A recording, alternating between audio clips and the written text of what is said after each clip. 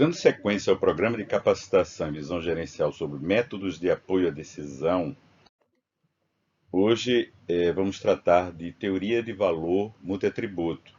São métodos, um foco com métodos multicritério para agregação aditiva e teremos também Smarts e Smart num módulo separado. Esse tópico, dentro da classificação de critérios, visualizando aqui a estrutura geral dos métodos, ele se enquadra dentro de critério único de síntese e se contrapõe completamente aos de sobreclassificação, que são não compensatórios. Então, teoria de valor multiatributo, que é visto agora nesse tópico, está enquadrado nesse conjunto aí, que é critério único de síntese. A teoria de valor multiatributo vai se destacar completamente de teoria da utilidade multiatributo por tratar, nesse caso aqui, de consequências determinísticas, enquanto que utilidade de consequências probabilísticas. A estrutura de preferências básicas, que é aplicável dentro da teoria aos métodos que se enquadram aqui em teoria de valor multiatributo, são aquelas, podem ser essas duas, que usa a relação de preferência estrita e a relação de indiferença. Então, a estrutura de preferência PI. Ou a PI e Q, que usa a relação de preferência estrita e a indiferença, e além disso pode usar preferência fraca. A estrutura axiomática inclui dois axiomas importantíssimos. O primeiro é da ordenabilidade, onde se assume aqui que o decisor é capaz de ordenar todas as consequências, todos os elementos que ele for comparar, inclusive no caso de alternativas para o caso de avaliação holística, ou consequências se for feita a avaliação do espaço de consequências. Então, nesse caso, a incomparabilidade, a relação de comparabilidade não é aceita. A propriedade de transitividade é um axioma importante e traz aqui uma propriedade de racionalidade importante dentro da teoria de valor multiatributo. E aqui nesse caso, considerando para preferência ou para indiferença três elementos quaisquer A, B e C, se A é preferível a B e B é preferível a C, então a deverá ser preferível a C. Deverá haver uma transitividade nessa preferência. E essa transitividade também se aplica no caso da relação de preferência por indiferença. Ou mesmo na de preferência fraca Q. E aí nós temos, então, a possibilidade de usar um modelo analítico e ter um critério único de síntese, como no caso do modelo aditivo, onde é sintetizado um valor global que confere um score para cada alternativa. No modelo de agregação, nós podemos então ter o modelo aditivo, que já foi colocado em várias ocasiões, e podemos ter aqui também representado o modelo multiplicativo, onde a constante de escala de informação preferencial para o critério 1 é alfa e para o critério 2 é beta. Observe que esse modelo corresponde ao modelo analítico quando se tira o logaritmo. Então, as propriedades do modelo analítico aditivo, ele vai também aparecer sobre o logaritmo dessas funções, né, e desses critérios. Temos também como outro modelo analítico, a função multilinear, observando aqui o caso para o critério x e y. Então, nós temos duas parcelas aqui no modelo aditivo, uma com o valor da função para x e a função valor para y, e também um terceiro componente aqui, uma terceira parcela no modelo aditivo, onde há interação entre o critério x e o critério y através desse produto entre os dois. E essa interação será tanto maior quanto for a consequência de escala K3. Então, vamos tratar da teoria de valor multiatributo com foco no modelo aditivo. O procedimento de agregação mais utilizado é esse. É importante novamente fazer um destaque aqui da diferença entre teoria da utilidade multiatributo e teoria de valor multiatributo. Embora em algumas escolas dentro da área de decisão multicritério não se faça uma distinção entre os termos utilidade, função, valor. Dentro da área, essa distinção é importante, porque a estrutura axiomática é diferente, um pouco diferente. No caso de utilidade, são incluídos axiomas relacionados a preferências sobre consequências probabilísticas. Então, utilidade, quando se está tratando de uma situação de incerteza na obtenção das consequências. E teoria de valor, quando se assume que há uma certeza, que o valor é conhecido, o valor das consequências.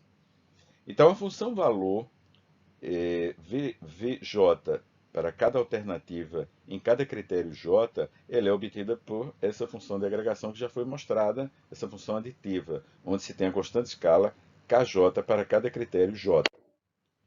O teorema básico que fundamenta esse procedimento, dado uma família de critérios, é que existe uma função de agregação aditiva se e somente se esses critérios são mutuamente independentes em preferência.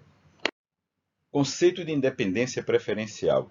Suponha que a família de critérios pode ser dividida em dois subconjuntos complementares de critérios y e z. A independência preferencial entre y e z ocorre se e somente se a estrutura de preferência condicional de y, dado z', não depende de z'.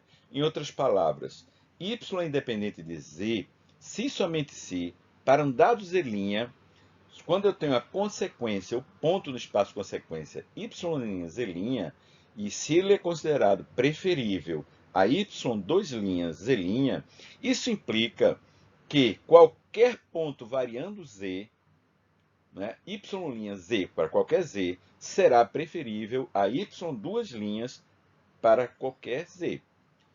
Para todo e qualquer z, e também para todo e qualquer y' e y2'. Quer dizer, qualquer que seja dois pontos fixando um valor para y e outro valor y2' para y, e mantendo esse z específico, eu teria essa preferência mantida, ela não mudaria. Se isso acontecer, nós podemos dizer que y é independente preferencialmente de z.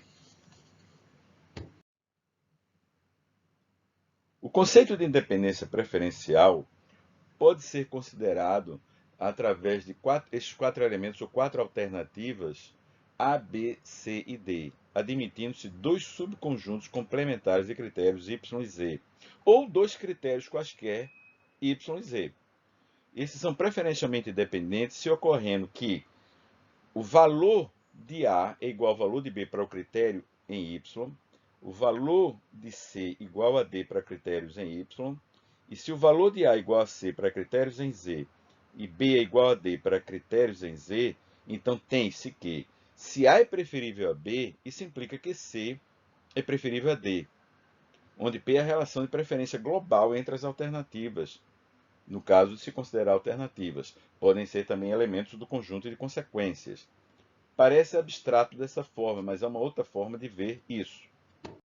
A informação dada anteriormente pode ser representada graficamente aqui nesse espaço onde eu tenho duas dimensões, então eu tenho o critério y e o critério z, ou pode ser o subconjunto y e z. Aqui nós vemos que o valor de A é igual ao valor de B para y, C é igual ao valor de D para y, A é igual a C para o critério Z e B é igual a D para o critério Z. Então aqui, por exemplo, se fosse o preço de um produto, se eu considero que A, que tem um preço menor, é preferível a B, isso implica que C será preferível a D. Havendo isso, nós podemos dizer que há a independência preferencial entre esses dois critérios. Quer dizer, eu posso dizer então que a preferência do critério Z, ela não muda quando y é alterado, o valor de y é alterado, certo? A é preferível a B, quer dizer, mudando o valor de A em Z, ou de A para B, eu prefiro A. Tá certo? Agora, isso fixado y. Agora, quando eu mudo o valor de y, aquele mesmo valor que era para A, que agora está no ponto C, ele continua sendo preferível àquele valor de z em B, que agora está representado no ponto D para um outro valor de y. Isso significa que z é independente preferencialmente de y. Um exemplo de dependência preferencial entre dois critérios pode ser considerado, por exemplo, em sistemas de avaliação, onde se considera dois tipos de critérios, um relacionado à quantidade e o outro relacionado à qualidade. Então, quando você tem quantidade e qualidade, geralmente pode ocorrer dependência preferencial. Pode acontecer ou não. É uma situação típica onde eventualmente isso pode ocorrer. E a questão é, por exemplo, no, no, no, em avaliação de cursos que a CAPES faz, ou o sistema de educação geral para graduação, não importa, faça, a questão é, a quantidade de titulados, ela é dependente preferencialmente da qualidade, a independência preferencial entre esses critérios. Então a gente pode ver aqui, por exemplo, a avaliação de um curso, podemos considerar um curso de medicina, de graduação, numa região carente. A quantidade de titulados, 100 ou 20, e a qualidade dos titulados, numa escala de 0 a 10, eu teria 1 ou 10 representados aqui dessa forma. Então, o ponto A e B, né, a qualidade seria muito baixa, 1. Para o ponto C e D, eu teria uma quantidade, quer dizer, um valor alto, né, de qualidade, 10. Já para o ponto B e D, eu tenho uma quantidade de titulados 100 que atendem bem a região, uma região supostamente carente, e as outras alternativas A e C seriam uma quantidade menor, 20. A questão que surge aqui é, qual é o mais preferível, A ou B? Essa é a questão básica. Em geral, há um entendimento claro de que, sendo uma região carente e tendo um curso de altíssima qualidade, né, nota máxima na escala, D será preferível a C. Então, eu vou preferir formar 100 médicos para atender aquela região do que 20, já que é um curso de alta qualidade.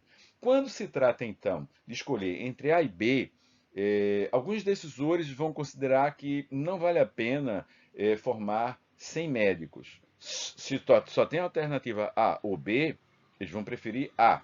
Outros acham que pode ser necessário, mesmo assim, formar os 100 médicos mesmo com um nível de qualidade menor. Então, essa é uma questão que não há uma resposta correta, né? É uma questão de preferência. É uma questão de preferência de um decisor que está considerando o atendimento a uma determinada necessidade e, nesse momento, ele pode revelar que há uma dependência ou uma independência preferencial na forma de responder essa questão. Essa é uma das formas, por exemplo, de considerar ou de se avaliar essa questão da dependência preferencial aqui no modelo aditivo em teoria de valor multiatributo, que é um contexto determinístico. A gente vai ver que no contexto probabilístico isso é completamente diferente. Então, nós teremos essa situação, né? Se A é preferível a B e D é preferível a C, haveria uma dependência. No caso de independência, A preferível a B e C preferível a D. Esse conceito de independência preferencial traz vantagem dessa condição, porque o decisor, uma vez que obtém a função valor de y na avaliação intracritério, para um dado valor de z', fixado, fixado esse valor, tá certo? Não é mais necessário obter essa função para todos os valores de z. Então, na avaliação intracritério, pode-se obter a função para um valor fixo de z, e todos os outros valores de z nós temos uma transformação linear, dado pela relação intercritério, a taxa de substituição que vai haver dentro do modelo. é uma decorrência natural da mútua independência preferencial, né? A possibilidade de uso da função valor aditivo para efetuar a agregação dos critérios. O modelo, então, aditivo, a gente percebe que há uma grande quantidade de métodos. Qual é a diferença básica entre todos esses métodos? Ela está na forma como a elicitação de preferências para a constante de escala é desenvolvida. Então, já foi visto que na elicitação de preferências existem procedimentos de elicitação. Cada método usa um daqueles 3 procedimentos de elicitação.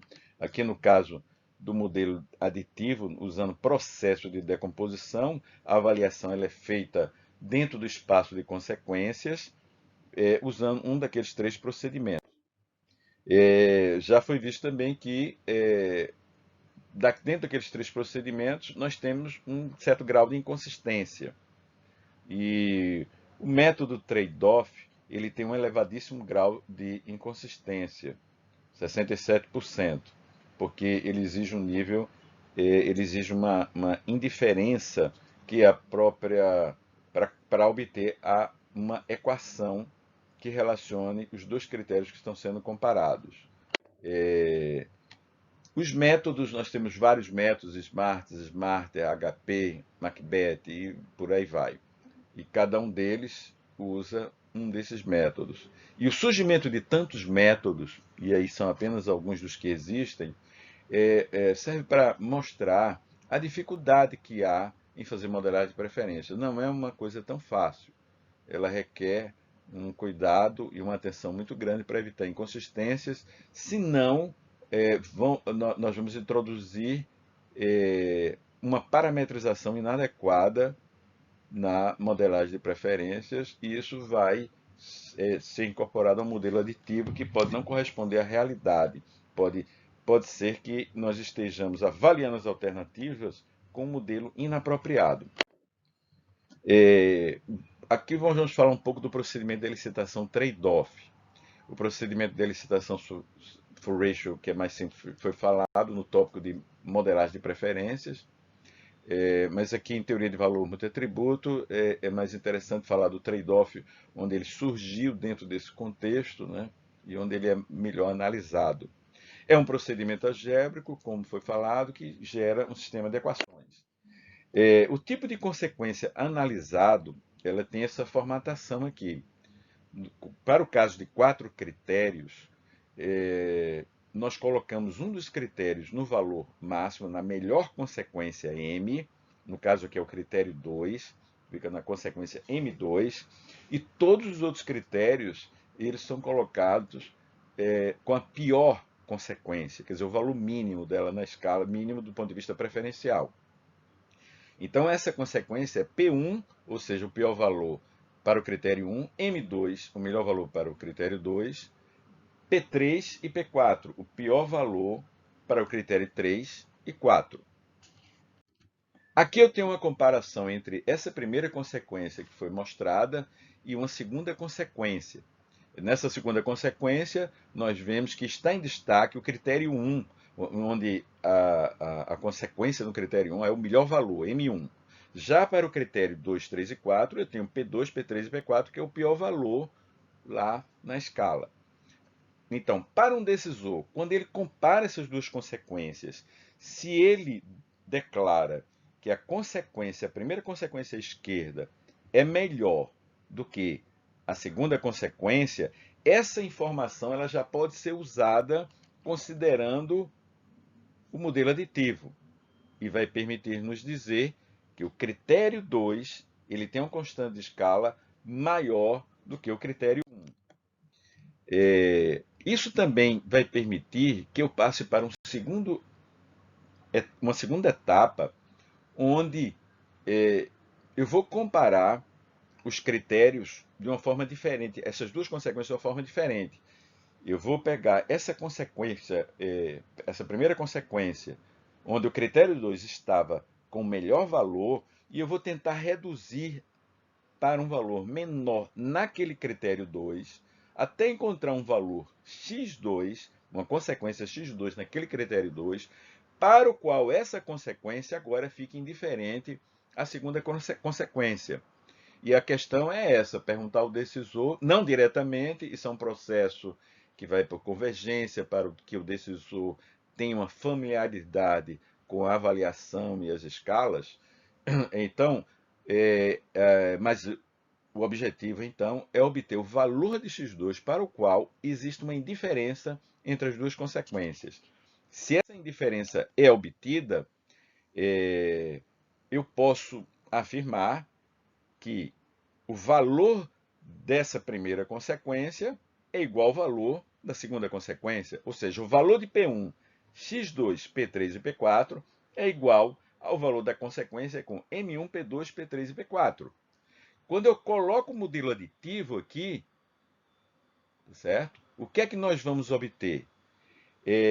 No modelo aditivo, o valor para as consequências piores dessa primeira consequência, eles vão anular a parcela e vai ficar apenas o do segundo critério, onde eu tenho a constante de escala K2 multiplicado pela função valor V2 de x2. E isso vai ser igual ao outro lado da equação, onde eu tenho o valor da segunda consequência. Então, M1, que é o melhor valor, visto que tudo é normalizado com o melhor valor vale 1 na escala intracritério, esse menor valor multiplicado pela constante de escala K1 vai dar o valor K1. E as outras três parcelas do critério 2, 3 e 4 vão ser anuladas porque o valor de P2 é igual a zero. Vai multiplicar por K2, vai ficar zero. P3 e P4 é a mesma coisa. E assim eu tenho uma relação, uma equação que me dá a relação entre o critério K2 e o critério K1. E assim é feito o processo de elicitação trade-off. São comparadas consequências adjacentes par a par, e para um sistema de equação com n critérios, eu preciso fazer apenas n-1 comparações e n-1 declarações de indiferença desse tipo. Tendo isso, eu terei, juntando a equação que dá a normalização das constantes de escala, quer dizer, o somatório de todas as constantes de escala é igual a 1, com essa outra equação, eu terei as n equações do sistema de equações para resolver o problema e calcular o valor das constantes de escala. Aqui nós temos mais detalhes, né? Se há indiferença entre as duas consequências, então eu tenho como obter uma equação. O trade-off, então, ele é baseado nessas relações de diferença, que é onde há o trade-off, né? Por isso que trade-off às vezes é traduzido por troca, onde você pode trocar uma consequência pela outra. O decisor, então, como falado, informa n-1 indiferenças específicas e tem-se n-1 equações, juntando com a equação de normalização, eu tenho n equações. Há muitas preocupações com o processo de licitação, muitos métodos propostos, problemas de consistência em aplicações reais, tá certo? O modelo aditivo, essa grande questão se é peso ou se é constante de escala, esse parâmetro K. Nós temos aqui vários métodos na literatura, e isso tem uma abrangência grande, várias formas de elicitar, vários questionamentos para alguns métodos, e é uma questão básica importante no modelo aditivo. Então, no modelo aditivo, no seu uso há muitos erros. E por que há tantos erros? O erro típico com a função de valor aditiva é o estabelecimento das constantes de escala apenas com base no grau de importância dos critérios, considerando como pesos. Nós podemos usar o termo peso para os critérios, mas sabendo que ele não representa grau de importância. Muitas vezes, no dia a dia, se fala muito em peso dos critérios, mas a gente deve dizer que isso é entre aspas, né? Ele não representa peso no sentido de grau de importância. Mais rigorosamente, poderia-se usar o termo constante de escala. Muitas vezes o uso do termo peso pode levar ao raciocínio equivocado de que aquilo representa apenas a importância dos critérios. Bom, mas feita essa ressalva, pode-se usar o termo que se quiser com esse cuidado. O julgamento de valor é um requisito básico para efetuar trade-off de valores. Não pode ser obtido de forma exógena. Então, não posso perguntar o peso de um critério fora do contexto da escala. Apenas a partir da informação do julgamento de valor do decisor sobre o critério isoladamente pode levar a erros. E esses erros vão para o modelo analítico e as avaliações podem ter consequências drásticas, às vezes facilmente perceptíveis e óbvias. Há problemas em que os resultados são óbvios, e há problemas que não. As alternativas estão relativamente próximas e não dá para discernir claramente. Então, nesses casos, o erro passa para o modelo se for usado o método inadequado.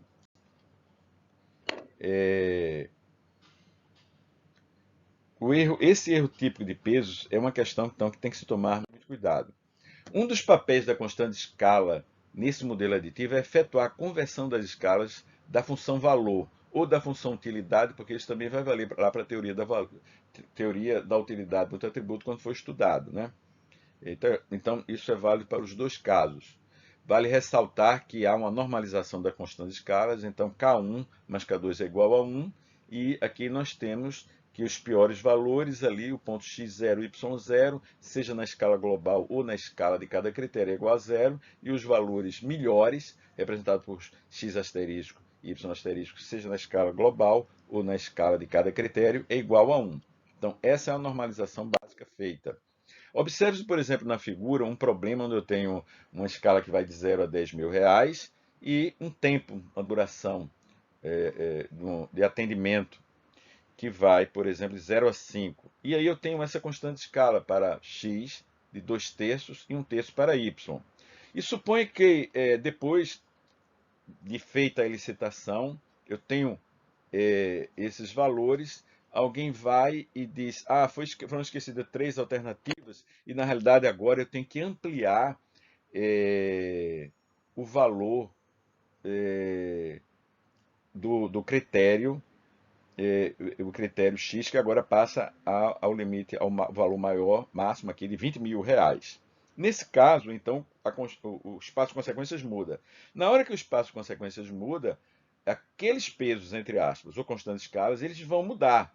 Quer dizer, esse ponto que era avaliado aqui, 10.0, ele passa a ter um valor, quer dizer, menor na escala. Antes ele tinha um valor máximo na escala, que era 1, na escala intracritério, né? Tem um valor máximo que era 1. Agora ele vai ter um valor menor, o valor máximo vai passar para 20 mil reais. Então aqui nós temos essa questão tão importante. O que é a constante escala? Qual o significado dela? O que ela significa? O que ela representa? Essa constante de escala, ela é o valor daquele ponto máximo em cada critério na escala global. Por exemplo, a constante de escala para o critério y, tempo, né, é o valor, esse valor máximo aqui, 0,5. Então, o valor desse ponto na escala global é o valor da constante de escala.